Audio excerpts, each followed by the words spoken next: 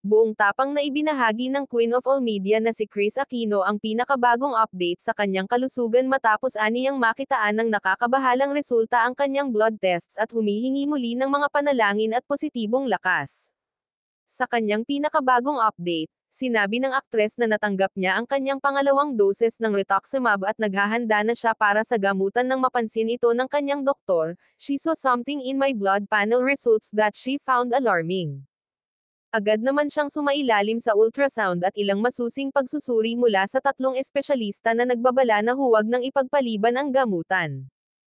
Ayon kay Kris, "I had more tests today and 3 different specialists came to explain things to me and how important it was to not delay because I would be endangering my life further."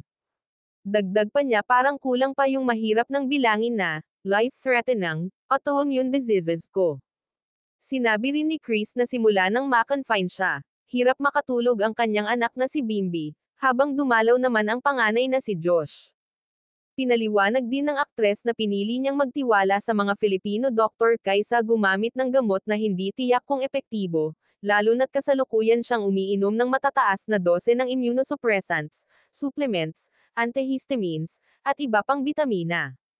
Sa huli, humiling naman si Kris ng panalangin. Aniya, "Please pray for all my doctors, those assisting them in the OR, all the nurses, especially mine, and technicians. Wag sana kayo sumuko sa pagdasal dahil kumukuha ako ng lakas galing sa kabutihang loob ninyo."